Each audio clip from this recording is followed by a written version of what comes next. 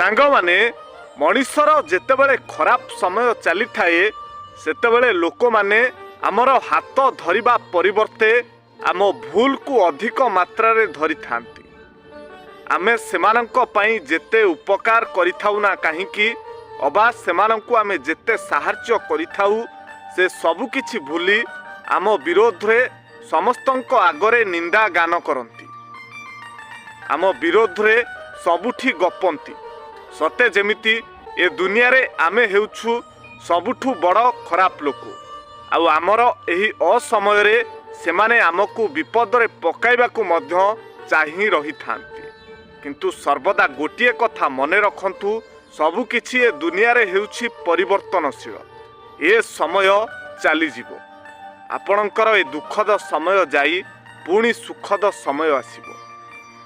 सेथिपाई केवल धैर्य धरी अपेक्षा करंतु काहा कथा न शुणी निज कर्तव्य पथरे आगे चलंतु। देखिबे जीवन केमिति सरल आ सुंदर होई जिवो।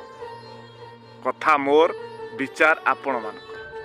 सांग माने मनीषर जेतेबेले खराब समय चली थाए सेतेबेले लोक माने आमर हाथ धरिबा परिवर्ते आम भूल को अधिक मात्रा रे धरि थांती।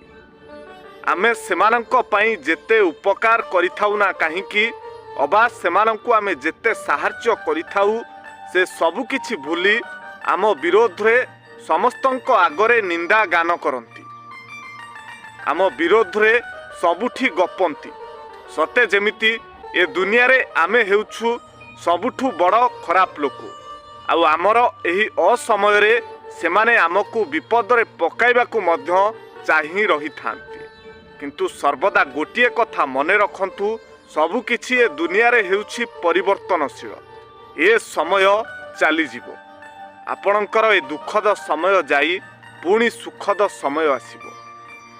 सेथिपाई केवल धैर्य धरी अपेक्षा करंतु काहा कथा न शुणी निज कर्तव्य पथरे आगे चलंतु। देखिबे जीवन केमिति सरल आ सुंदर होई जिवो। कथा मोर विचार आपण मानक।